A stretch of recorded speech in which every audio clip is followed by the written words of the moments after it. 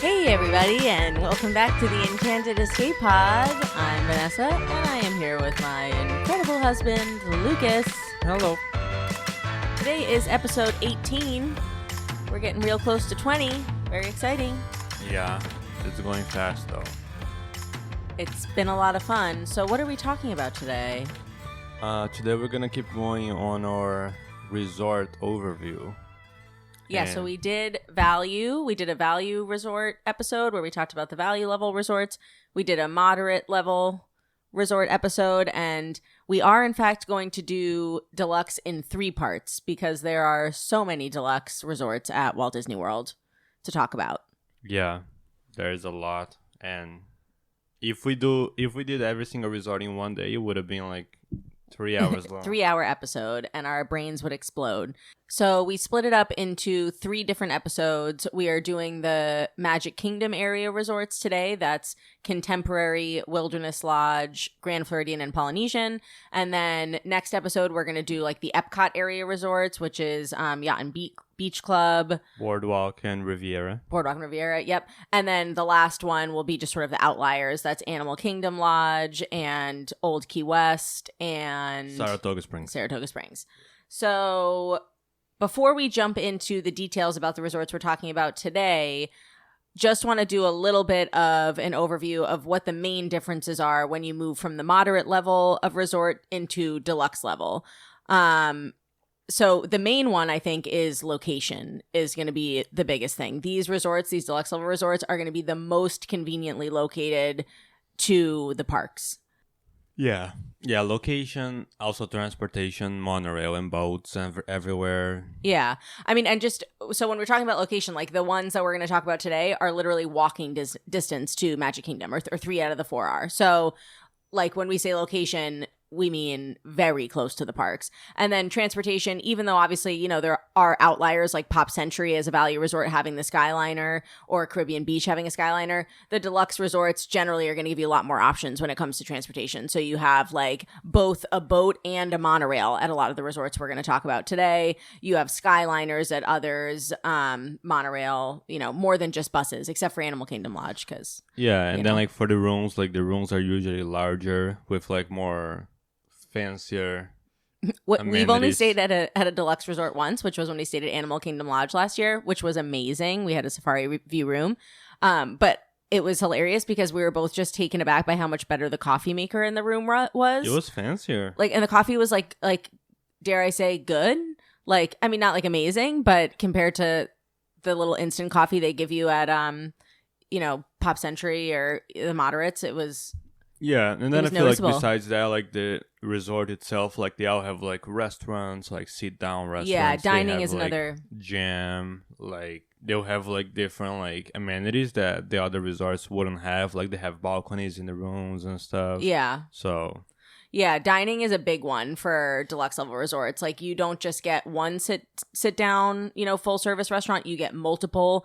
Plus, they frequently or usually have lounges in addition. So a lot more options. And also the extended evening hours.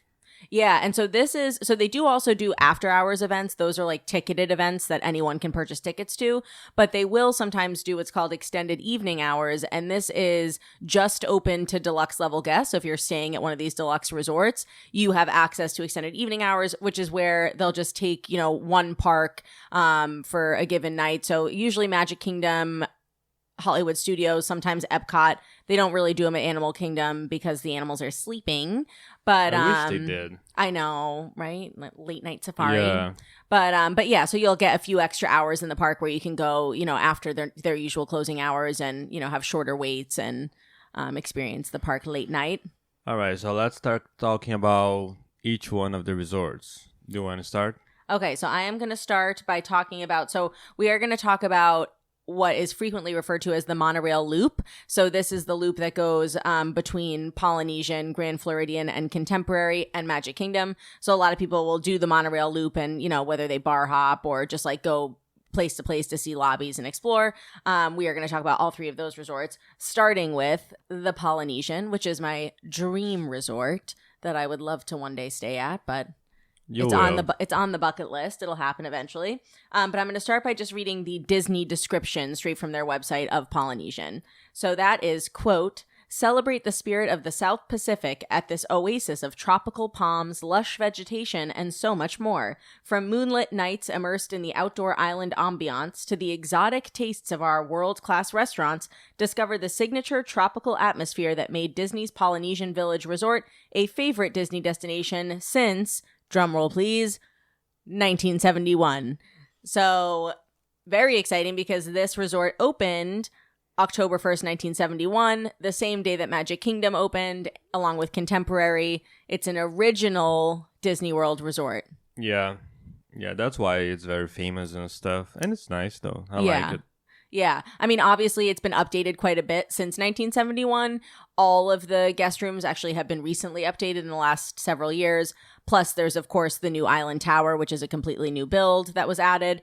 So definitely doesn't feel like it was built in 1971, but very cool that it's an original resort. The overall theming of this resort is themed after the South Pacific, so it feels very tropical. It feels like lush and green, like an island Hawaiian paradise. When you check in or walk into the lobby, you get like a what are those called? A lei. Do you still get one of those? I think, when you're checking in, not just when you're like walking in to get a Dole Whip from the parks, but when you're coming in and checking in as a guest, I think they give you a lei. What if you're like checking on your phone?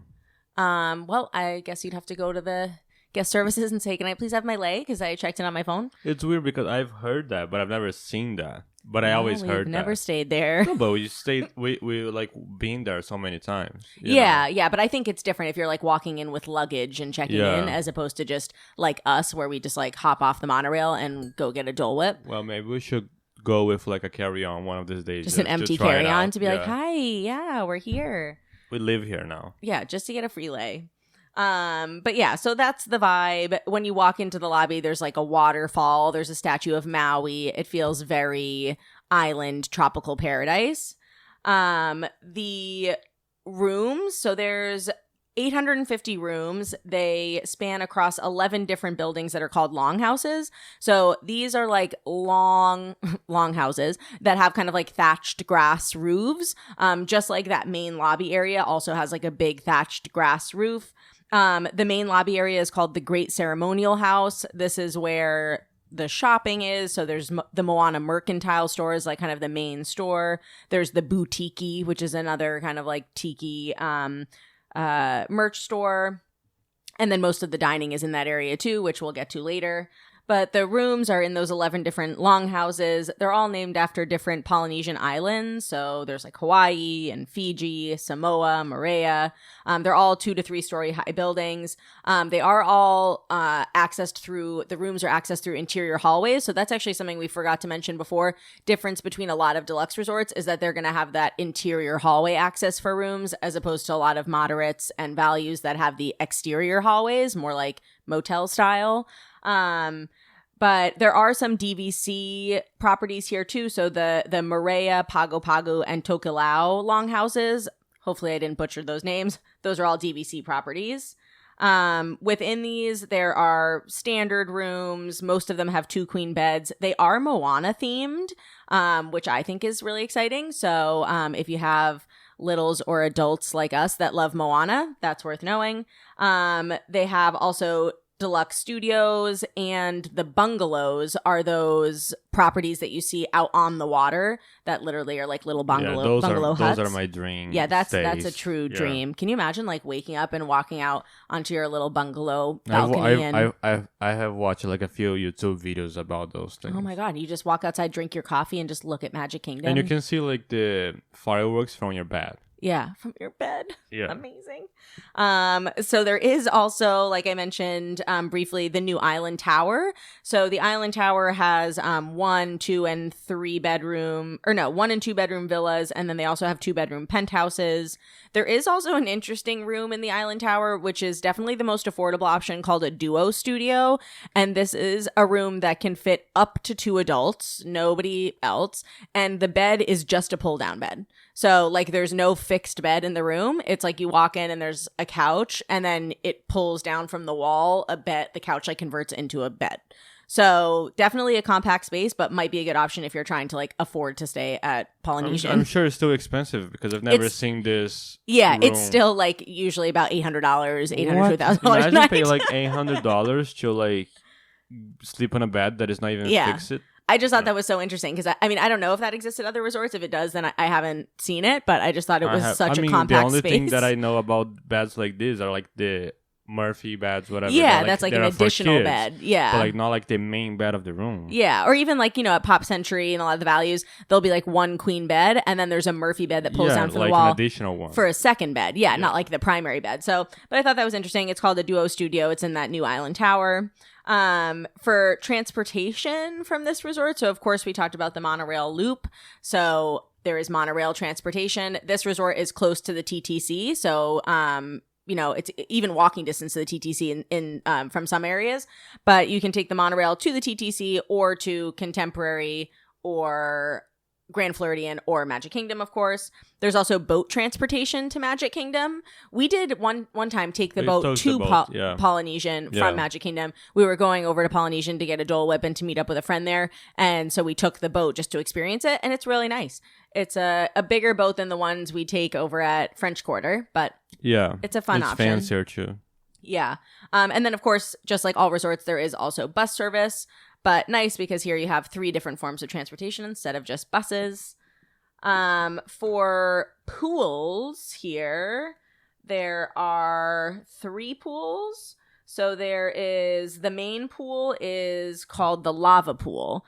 This has like a big volcano in it and a waterfall and a water slide. It does have the 0 depth entry, they call it. So it's like basically like a beach entry. So that's kind of snazzy. There is also both the Cove Pool and Oasis Pool that are smaller, separate pools, a little bit quieter. And then there is also like a splash pad area called Moana's Voyage. This is new. They like built a whole Moana statue boat kind of thing. That came out with the Wailalua with the Tower Island Tower, stuff, right? Yeah.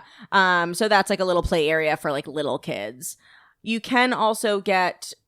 They're not cabanas, really. They call them Oasis patios. So these are just like you would rent a cabana at other resorts. You can get an Oasis patio here if you wanted to have reserved space and, have food and drink delivered, etc., etc. Now let's get into the most important thing about Polynesian. Is it food? That's the food. So that's what we've experienced most at this resort. I will start with, I think, probably the most popular, which is Ohana. We have eaten at Ohana. They do both breakfast and dinner here, and both are served with those like all you care to enjoy platters. So they have like, for breakfast, they have a skillet that's, different breakfast foods and meats. And then for dinner, they do the same thing, except it's like noodles and chicken wings and pork, etc., etc. It is character dining at breakfast. So they have Lilo and Stitch. There is no character dining for dinner. It's just, they do have that guy that walks around with like the, what is it, ukulele? And he like sings. Yeah, there's a guy just singing and stuff. Yeah. So pricing, like breakfast, it's $53 for adults and $33 for kids. Dinner is $67 for adults and $44 for kids. So, pricier, but not outrageous. I think the most difficult thing is probably just getting a reservation for this. This is definitely something that you would have to do at your 60-day mark. Yeah. Although when we went, we got a reservation same day. Yeah, but it was also like a weird time. It wasn't like the perfect timing. And I mean, of course, that's always a gamble. Never like count on getting a reservation same day. Yeah, I mean, if that's like a must do, like always get on a 60-day. Yeah. I will say that the best thing at an Ohana meal is the bread pudding. It's like a pineapple coconut bread pudding with vanilla ice cream. That is unbelievable. Yeah, it's very good. There is also Kona Cafe, that they do also do, breakfast, lunch, and dinner here. And they are well known for the Tonga toast, apparently, which is like a stuffed French toast kind of vibe. We have never been to Kona Cafe, but I have heard about the Tonga toast. Okay, then there's also Captain Cook's, which is like their basic quick service. That's like the counter serve, like where you can just get grab and go stuff. They also have Tambu Lounge, which is like a, lounge right next to Ohana. You can get, I believe, the bread pudding at Tambu Lounge, too, I have heard. So you can go there and get a cocktail and then just have the bread pudding. And then outside, there's also Pineapple Lanai, which is like where you can just get Dole Whip over on the beach there. We've done that. And also very famous is going to be Trader Sam's. So this is a kind of like a tiki bar. There is very famous Trader Sam's on the West Coast at Disneyland. And so this is Disney World's version of that. It opens at 3 p.m., but you have to like line up outside at like 1 o'clock if you want to get a spot at 3 o'clock. Bad? Yeah, there's definitely big waits for this. Seating is first come, first serve, and they get very busy. So if you're not there when they open, waiting already, you're probably not going to get seated for several hours after they open. Wow. Yeah. They do allow kids here, but only until 8 p.m. So after 8 p.m., it becomes 21 plus. The fun thing about this place is that like things happen when you order drinks. So if you get like a certain drink on the menu, it will make the whole bar like, you know, shake, and there'll be like a lightning storm or just a bunch of fun like interactive things that happen. But overall vibe is just fun tiki bar. Is it like similar to like Beacon Barrel? Yeah, I guess so. I guess when it comes to like that interactive kind of stuff, I mean, Beacon Barrel doesn't have things happen, I think, when you order specific drinks, but it's that same kind of like, oh, all of a sudden there's like a storm or all of a sudden, you know, that kind of stuff. Of course, there is also a fitness center, just like all the deluxe resorts. And I'd say probably the most popular thing here is going to be being able to watch the fireworks or the electric water pageant from the beach at the Polynesian there. So people do watch the Magic Kingdom fireworks right on the beach, and also at Ohana. Both places will like pipe in the music from Happily Ever After, so you can like hear the audio and also watch the fireworks from both Ohana and the beach. Yeah, that's very cool. Yeah, so that's the overview. I'd say for pros and cons, the pros are, of course, the location, all the different types of transportation. You have so many food options here. There are some that I didn't even mention. Like I know there's like little like kiosk stands that sell like sushi. Sushi? Yeah, remember we went to that little. I mean, Kona Cafe sells sushi. They have a bunch of sushi. But like kiosk stands. But yeah, remember there's that little stand out. It's called like Kona something else. But we went there to just grab a coffee, and they had like grab and go sushi. Yeah, they had like grab and go sushi. That. Yeah. So there's so many food options here. That's definitely a pro. I'd say for me, the biggest con of Polynesian is that it really feels kind of like a theme park in itself. Like every it's time, always packed. Yeah, like the lobby of that place, it feels like a Magic Kingdom like area somehow. Yeah, like every time we walk in, there are so many people in the lobby, and it just feels like very full. That beach area gets really full. So I'd say if there was any con, it would just be that. Like we love like French Quarter for that reason, because there's calm. It's so serene. It's so calm. There's very few people just like walking around and crowding the lobby or the outdoor areas. So we like that, but I think I would make peace with that con. For I feel all the like pros. out of the monorail resorts, they're gonna have like that kind of issue because the access is very easy and a lot of people wants to go and see, you know. Yeah. So I will also say that because Polynesian, and this is going to be similar with the others that we talk about too, but because it's on Seven Seas Lagoon, there is also like a lot of water activities you can do. You can rent a motorized boat. They do different like fireworks viewing from boats and stuff like that too. So there's the electric water pageant. Yeah, you can watch. Yep, I mentioned that. You can watch the electric water pageant from the beach too. For those of you who don't know, that's like a really kind of like old school. They have like light up floats that do like a little parade on the Seven Seas Lagoon every night. It's very weird. Yeah, but you can also do fishing too because of the water being there. So lots of different activities and fun stuff. Okay, we ready for the next one? Yes, you take over. What are you doing? Should I go to Contemporary or Wilderness Lodge? Maybe we should do Contemporary. We'll do all three on the monorail loop and then finish with Wilderness Lodge. Okay, so the Contemporary, for people who doesn't know, it is that A-frame, very famous, this resort where like the monorail just goes through it. Right through the middle. Disney, yeah. As Vanessa said, it also opened like on October 1st of 1971, so it's also one of the originals. It was originally called Temple Bay Resort for some reason, and then I didn't even know that. Yeah, and then after they changed it for like Contemporary. I'm gonna read the original description from the Disney website too, because like it's kind of different. Because look what they say. Retreat to this ultra-modern Disney Resort Hotel and discover award-winning dining, spectacular views, and dazzling pools. Whether you're staying at the iconic A-frame Contemporary Tower or the nearby Garden Wing, you can walk to Magic Kingdom main gate or catch the resort monorail as it breezes through the tower. Inside a 90-foot-tall mural by Disney legend Mary Blair, responsible for the distinct look and feel of the It's a Small World attraction, celebrates the Grand Canyon in the America's Southwest. That mural is beautiful. The mural is nice, yeah. I would not call contemporary ultra modern though. That's funny that they say that. I mean, I feel like it's like mid-century modern. I feel like when it came out, it was an ultra modern hotel. Yeah. I mean, we don't know how the rooms are, but I assume that like will be the same idea. So let's go into like numbers and stuff.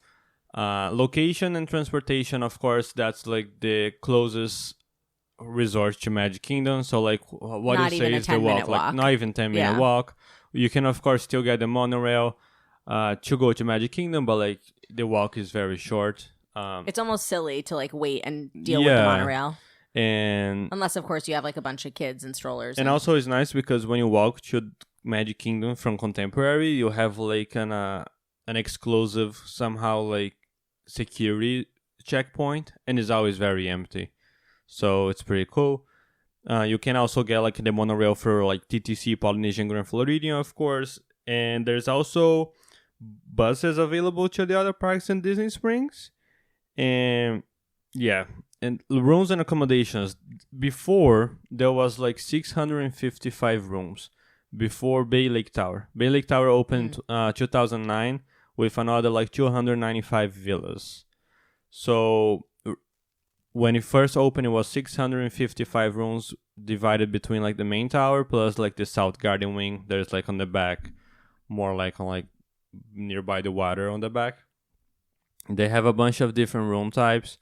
They have the standard rooms. There are like 2 queen beds plus a day bed that sleeps 5. They have king rooms that sleeps 3. And then for views, they have theme park views that there's like a Magic Kingdom, of course, and fireworks view. Bay Lake view that there's the view in the back of the water. Garden Wing rooms, they're like quieter, more secluded, like more like all the way in the back of the resort. And of course they have club levels. At the Bay Lake Tower, they have like bigger like opportunities. They have the Deluxe Studios that sleeps 4 to 5. They have 1-bedroom villa that sleeps 5, 2-bedroom villas that sleeps 9, and 3-bedroom grand villas that sleeps 12. Wow! Imagine the price of that. Big party. Imagine the price of that. I know. For dining and lounges, I feel like Contemporary is also very famous for that. A lot of people go over there only for like dining experience. They do have the California Grill. I feel like that's the most famous one, we would say. That and Chef Mickey's probably. Yeah, so like California Grill, Steakhouse 71 with a lounge. California Grill also has a lounge, Chef Mickey's, and then all of the different like bar services, pool bars, and Contempo Cafe, what is their food court.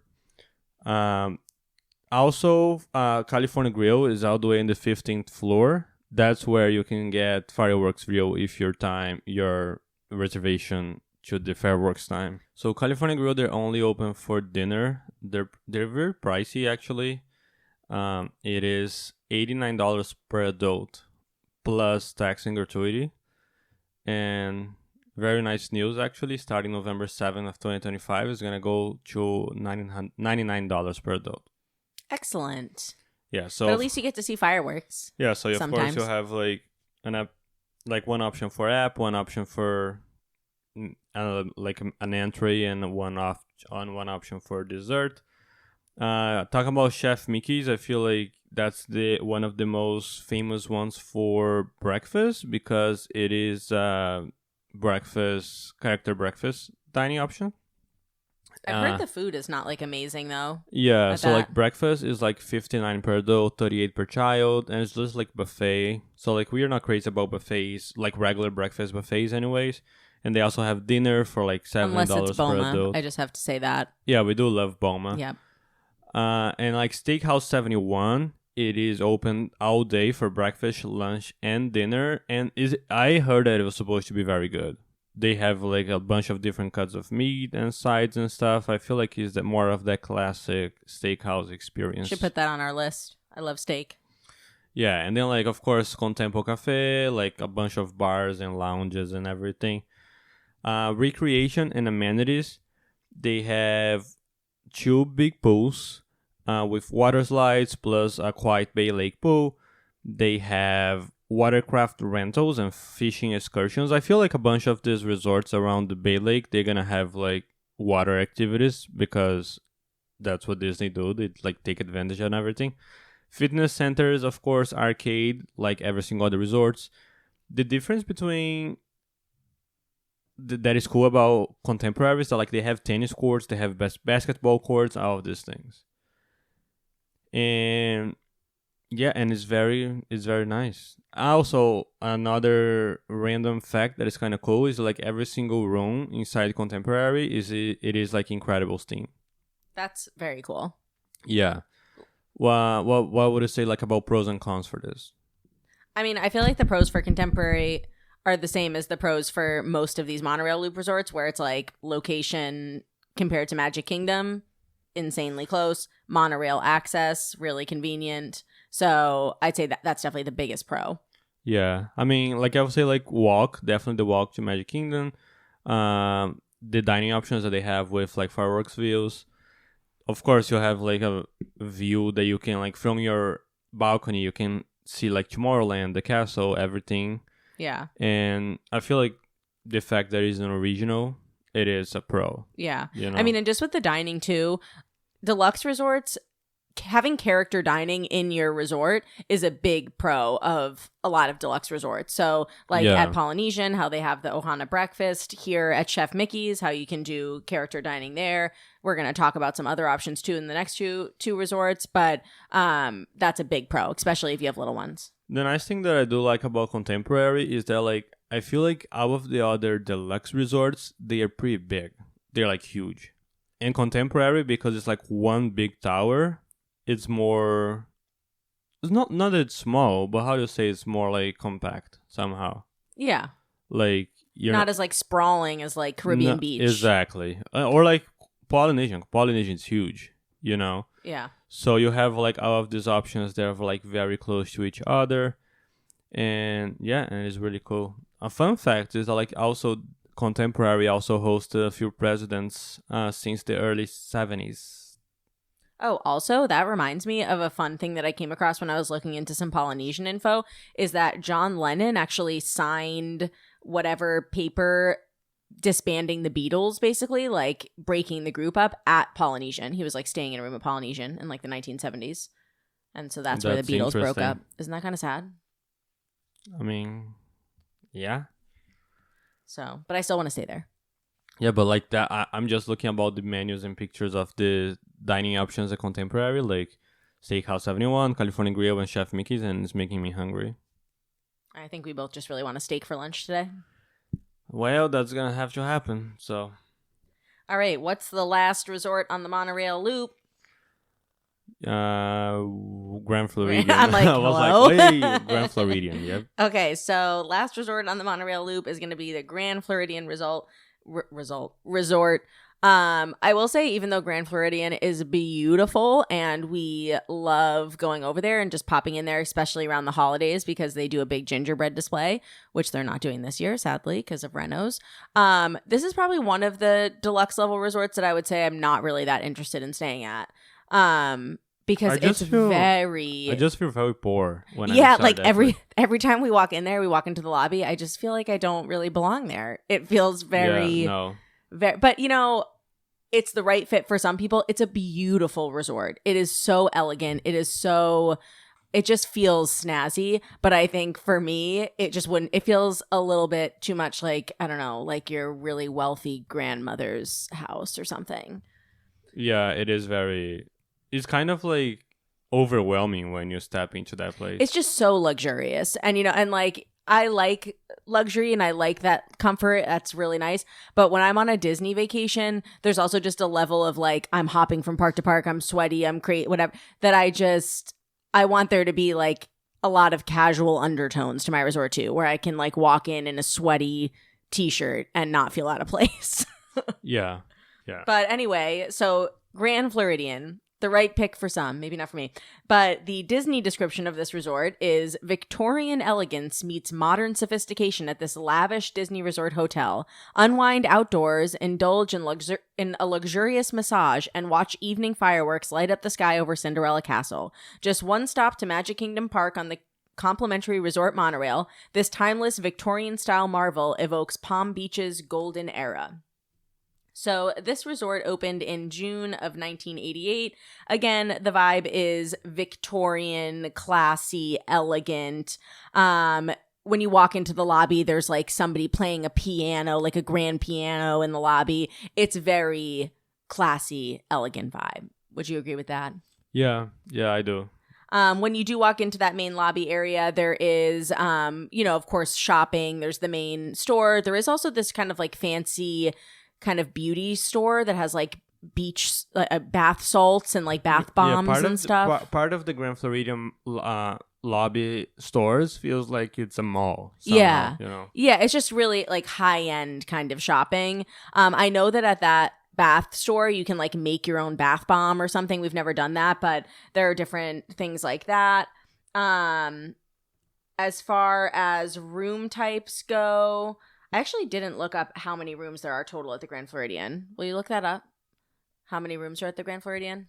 I didn't look up that number. But while he's looking that up, I will tell you that the room types, there are standard resort rooms. Of course, you have all the different views. What's the number? Did you pull 867. Okay, 867 An additional 100 DVC villas, so bringing the total number to nearly 1,000. Okay. So similar in size to like Polynesian. Yeah. So they have standard rooms that sleep up to 5 guests. Of course, there's all the different views. So you can have a courtyard view, a marina view, a pool view. Of course, you can have the Magic Kingdom view. Important to note, though, when you're talking about views with these monorail loop resorts, especially like Polynesian too, because it's kind of like set to the side. Just because your room says that it's a theme park view room doesn't necessarily mean you're going to be able to see the castle. So if that's something that's really important to you, make sure you call it. Yeah, because Magic Kingdom is big. It's like you might, especially like Polynesian, you might have like a view of like Big Thunder Mountain, like you're like from your room, you're not going to see the castle. So if that's something that's like very important to you, make sure that you, or if you're using an agent, like you should, somebody calls in and makes that request known for you. Because yeah, theme park view doesn't necessarily mean you're going to go onto your balcony and look at the castle. Anyway, they do also have club level rooms here, just like they do at Polynesian and most Deluxe Resorts. So club level just basically means that your room comes with added accommodations. Like, so you might have, added things in your room. The biggest thing is that you have access to the club level lounge, which has like snacks and drinks available throughout the day. You also get your own personalized concierge service. So club level is a great option at a lot of resorts if you just want that added level of attention and care during your stay at that time. They do, of course, have villas as well. This includes resort studios. They have 1, 2, and 3 bedroom villas. So if you have groups that are larger, that's a good option for you. Dining options. Floridian. There's a lot of dining options. Oh my God. Right? The list is never ending. So I think one of the more popular is 1900 Park Fare. This is a table service character dining experience. It did close for a while after COVID and only recently reopened, which is very exciting. But this is dining with Disney friends like Aladdin, Cinderella, Mirabelle, and Princess Tiana. It is buffet style as well, so not usually our cup of tea, but definitely a place that you're going to need to make a reservation because 1900 Park Fare is very popular. Didn't we walked in front of that place when we were like just there and it was recently. So full, remember? And there were all the kids dressed up and stuff. Yeah. Okay. Also, they have Citrico's, which is another table service location. This one, the menu is more like a Mediterranean inspired menu, and the theming is Mary Poppins themed. Also, they have Narcoossee's. There's Narcoossee's, the full table service restaurant, and then there's also a lounge next to it too if you just want to get a drink. This is set along the waterfront by Grand Floridian, and it specializes in seafood. They do also have good steaks and that kind of stuff, but it's definitely a seafood focused restaurant. Apparently they have very good lobster bisque. There is also Grand Floridian Cafe. This spot is open for breakfast, lunch, and dinner. This is going to be a little bit less high end. This is a little bit more casual dining. There is also Enchanted Rose, which is that Beauty and the Beast themed lounge if you just want to go in for a cocktail and small snacks. Their quick service location, which we have actually been to, is called Gasparilla Island Grill. This is like their counter serve quick service that they have for breakfast, lunch, and dinner. A lot of grab and go options. It was so tiny though. It's very, very small, I think, for the most part, because they have so much other like table service dining at Grand Floridian that like the quick service seemed like a little bit of an afterthought. It's literally all the way at the back of the resort, like almost hidden, tucked away. We did go here because they have like make your own parfait thing in the morning. So you can do yogurt, oats, or acai. So we went to do acai because you can basically just like make your own acai bowl and put all kinds of fruit and toppings on it. And it was really good. So that's an option until 11 a.m. every day if you like acai bowls. Then I think probably one of the most well-known dining locations is going to be Victoria and Albert's. Victoria and Albert's, you absolutely have to make a reservation at your 60-day point. This place books up very quickly. It is a AAA 5-diamond award-winning restaurant, meaning it is incredibly fancy and very, very, it's, I don't know how to describe it. It's out of touch for us. Yeah, no, it is like... This is very, very high end. Just to give you an idea, the prefix tasting menu starts at $300 per person or $295 per person. And there's also like a very strict dress code too. Very, very strict dress code. In addition to, so that's just the food beginning at $295 per person. There is also a wine pairing menu that starts at $155 per person. So right off the bat, you're at $450 a guest. And that's before tax, before gratuity, all that stuff. So this is a very upscale dining experience. It's definitely something I think that would be very special for, you know, if you're celebrating like a big anniversary or something. This is definitely a place to do it. I know a lot of engagements happen here. This is like the epitome of Disney elegance for sure. I think that's the last bit of dining, Victoria and Albert's. So we can talk a little bit about like pools. So they have their main pool is their beach pool. This has a big water slide. It also does have a view of Magic Kingdom from the pool area, which is nice. There's also a quieter pool called the Courtyard Pool. Another big thing, and actually it's in the name, the Grand Floridian Resort and Spa is going to be the Grand Floridian Spa. So as much as I would love to experience this spa, it, like Victoria and Albert's, is a little too expensive for me to think about. It's probably like the same range of wishes, like cruise line and stuff. It's more than that. Really? Yeah. So, because the least expensive for massages at Grand Floridian Spa, the least expensive massage you can do is what's called a tired feet rejuvenation. So this is literally like a 50-minute foot massage, and it's $160. So it's not even like a full body massage. It's $160. Wow. So when you're talking about like full body massages, you're going to be up in like the $250 to $300 range, which is fine. I'm sure it's going to be the best massage you've ever had in your life. So would love to experience it at some point, but it's definitely a pricier spa. Yeah. It is also worth mentioning that this spa is for adults, so it's for people who are 18 and older. You can schedule services for kids, I think as young as 14, like 14 to 18, but they have to be accompanied by an adult. They can't just like go get a massage. That's smart. But they also have like, you know, like haircuts and facials, and they do pedicures and manicures and all kinds of stuff like that. So very nice.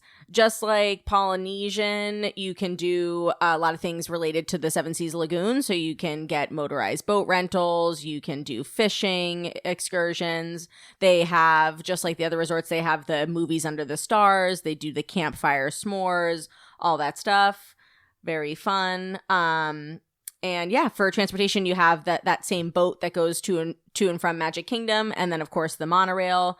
You can also walk from Grand Floridian to Magic Kingdom. I'd say it's probably more like a 15 to 20 minute walk as opposed to like a 5 to 10 minute walk from Contemporary. And then of course there is bus access. And I think that's that. Something that I do want to, I mentioned this briefly earlier, but the gingerbread display that they do at Grand Floridian every year is one of the most incredible things you'll ever see. They're not doing it this year because they're in the process of building another lounge in the lobby that I think is called like the Birdcage Lounge or something. I'm not sure the name. Birdcage Bar or something. It looks like a little canary cage or something. But that construction's currently happening, so they're not doing the gingerbread house this year. But every other year, they build this insane gingerbread house in the lobby that literally has people making Christmassy treats inside it. They're like working inside it because it's so big. Yeah, it's very cool. They do also do a gingerbread display like that at Contemporary. So if you're interested in seeing all of these, you could do a little monorail loop and see that. Also around Easter time, they do a big Easter egg display at Grand Floridian in the lobby where you can walk around the lobby and see all these really intricately painted and designed Easter eggs. So that's really fun. But yeah, I think pros and cons for this resort are going to be pretty much the same as Polynesian and Contemporary. So it's going to be the location and the transportation, biggest pros. Also, I mean, the luxury of this resort is definitely a pro. I think for us, we prefer something that feels a little bit more casual, but definitely it's very luxurious. It's very It's a different experience. Yeah, it's a high-end hotel experience for sure. And of course, all the dining. I mean, there's so many sit-down restaurants here, plus lounges. They're adding another lounge. I'd say the only con for us, at least, is like the theming of this resort is just not really what we're looking for. But yeah, I'd say that's really, I can't think of any other cons. How about you? No, yeah. I mean, besides being full all the time, too, but yeah, a lot of deluxe level resorts, just because they have all of these restaurants and amenities, people go there who are staying at other resorts to eat at these restaurants or to do the character dining, that kind of stuff. So I think any deluxe resort you stay at is going to have some level of that. Yeah. Okay, so should we jump to the last one? Yeah, we're jumping across the water out of the monorail loop. Okay, so Wilderness Lodge. You ready for this? Yes, I actually love Wilderness Lodge. Do you? Yeah, I love the look of it. I love when we went over there. Remember we went over there because because is the most beautiful resort for Christmas. Well, we went over there when we did, like, maybe 2 years ago. We did a monorail loop to go see all the gingerbread things at all those resorts. And we went over to Fort Wilderness thinking that they had a big gingerbread thing, and then they actually don't. So, but it is they have a huge Christmas tree in the lobby, though. It's very pretty for Christmas time. This is the actual description from the Disney website. Escape to the rustic majesty of America's Great Northwest. Inspired by the turn-of-the-century national park lodges, Disney's Wilderness Lodge celebrates Americans' craftsmanship and honors the beauty of the untamed wilderness, soaking the splendor of the great outdoors from nature trails through pine forests to rocking chairs that overlook a murmuring creek. Inside, discovering towering totem poles, headdresses, and more. Enjoy the rustic elegance of the stone hearth and roaring fireplace. It is really beautiful, the fireplace and the lobby and everything. It's more like a cozy resort, I would say, you know. That's a good word to describe it. So, dates. It opened in May 28th of 1994, so not a very old resort. Of course, it is based off like national parks and stuff, like Yellowstone's. They have massive like log beams, totem poles, and like they also have like that spring that like sprays water sometimes. Remember that? Oh yeah. So they are also connected to two DVC resorts, Boulder Ridge Villas and Copper Creek Villas, that we're gonna get through that. The location is like on the other side of Bay Lake, like kind of behind Magic Kingdom, so that's why the monorail doesn't get there.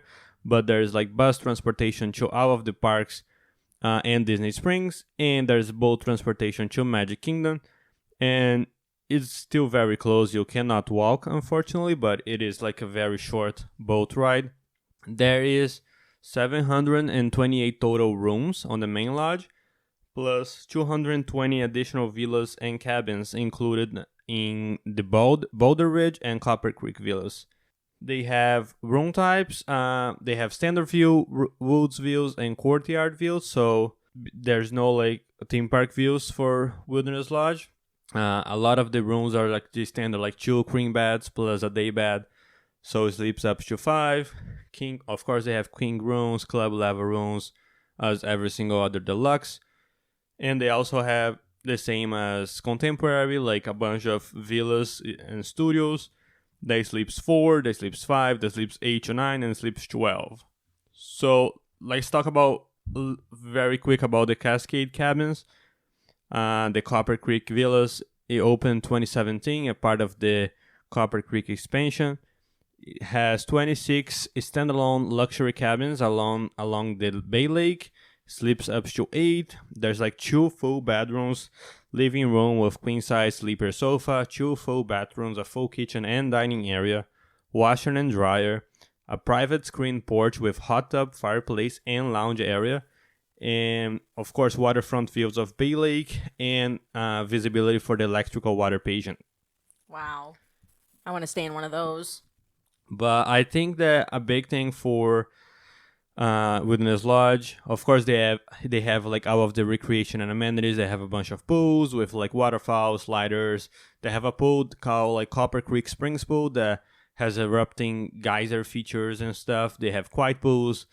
The same as the other resorts, they have campfires and s'mores nights, movies under the stars, bike rentals, jogging trails, fishing and boat rentals. Of course, you can see the electrical water pageant. There's that different thing called Study Branches Health Club, Buttons and Bells Arcade too. So like there's some like different with like health club and like studies of something. So interesting. Yeah, but I think like a big thing about Wilderness Lodge, it is the dining, and we actually never been dining at Wilderness Lodge. We almost have multiple did. times. Yeah, so I feel like one of the famous ones that they have over there is Storybook Dining, Artist Points. That's the one, is a character dining with Snow White and all of the dwarfs. It is like located. Is it also the Evil Queen, or is it just Snow White? There and is like dwarfs? an Evil Queen photo op area at the end of dinner, but she's not walking around. Oh, okay. So like the guests only meet Snow White, Dopey, and Grumpy at their table, and then like the Evil Queen at the end.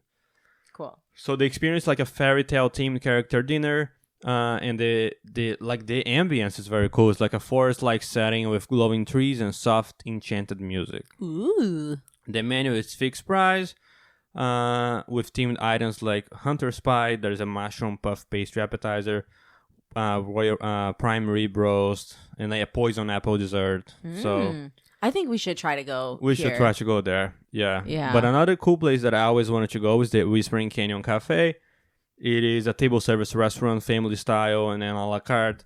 It is another one of the places that they have like those all you care to enjoy skillets that we always wanted to go. Servers are known for like playing jokes and interacting a lot with guests. These skillets, they have a bunch of like traditional ones with like a bunch of different meats, ribs, pulled pork, chicken, sausage. They have a plant-based one, and for breakfast they have a breakfast one. And they also have a bunch of jokes. The most famous ones are like if you were dining there and you ask for ketchup, they're gonna yell, "We need ketchup here," and the whole restaurant. Oh, I've seen videos of that. Yeah. Yeah. So another one's the Geyser Point Bar and Grill. The location is on the water, so it is a nice ambience and stuff. They have like outdoor dining. They have like cheeseburgers, salmon salad. It's more like a quick thing, not like a full meal kind of a thing. And the Roaring Fork, it is their like the food court, so you can like mobile order, and they have like the regular food court things plus like grab and go. And they have like another territory lounge where you can just like have like small bites and drinks. So yeah, that's all of the dining options at Wilderness Lodge. I feel like there's like a little bit less dining options there than at like Grand Floridian or Contemporary, but they're really cool. I feel like the dining options at Wilderness Lodge, they're like less than the other resorts, but they are like very good quality. Yeah, you yeah. know? So like pros and cons. I think like pros, definitely the theming is one of the best theming at Disney World. The dining options, I would say that's one. What else? I feel like it's a little bit cheaper than the other monorail resorts, I feel like, because it's not inside the monorail. Yeah, and because you can't like walk to Magic Kingdom from there, you'd have to take the boat or a bus. So the transportation is still good and location is still great, but it's slightly less good. Yeah. The transportation. And cons, of course, not being in the monorail, like not having the theme park view. I feel like you might still be able to see some fireworks, but it's kind of limited. Yeah. And also another con is that like it's a big resort, so some walks can be like. But I love like the theming of this resort is so like the whole campfire, like cozy. I feel like this would be a great resort to stay at like around Christmas time too, when it's a little colder. Yeah, just the most expensive time to stay there. Yeah, well, but there's like a fireplace in the lobby. No, yeah, it's definitely very cool. It's very cozy and beautiful and very well themed. So yeah. And definitely, again, around Christmas time, go see this lobby because they have like the biggest Christmas tree you'll ever see. It's huge and so cool. Animal Kingdom Lodge 3 is also pretty cool. Yeah, and Grand Floridian tree. Actually, all the deluxe resorts have amazing trees. I feel like that was a good first episode. I mean, deluxe resorts, they have so many informations. At some point, we're gonna have to do like an overview of like a single resort and just do like a whole episode of just talking about one resort. Yeah, because that was like a very like. This is a very surface level description of each one of these resorts because, we could do a 2-hour episode all about Polynesian and all the different, bungalows and room types and histories and adding the tower. And so, but we just wanted to give you just an overview of each one of these, what they are thematically, what the transportation's like, what the dining is like, so you can get kind of like a surface level understanding of what these resorts are. So hope you enjoyed learning about Magic Kingdom area resorts. Next time, I don't think it'll be our next episode, but when we pick this back up on another episode, we will start talking about Epcot area resorts. We have not stayed at those, but I really want to stay somewhere on the boardwalk. Well, yeah, I feel like you're going to be saying that a lot in the next couple I want to stay at all of these. One just shameless plug here too. If you are thinking about resorts and looking at different resorts because you're ready to take that trip, don't do it without a travel advisor that specializes in Disney because, number one, I don't cost you anything to utilize my service. And number two, there are so many details to know about all of these different resorts, so many reasons why one resort might be a good pick for you or not a good pick for your family. And so enlist the help of someone like me to help you figure this out and work through the details and get those dining reservations at those character dining spots and to do all of that stuff. So please, if you are listening to this because you're thinking about making a trip and staying at one of these resorts, reach out to me at vanessa@fantasticalvacations.com and I would love to help you navigate all of this complexity. All right, so that was a lot of information today. So, yep. Thanks so much for listening and we'll see you next time. Bye. Bye-bye.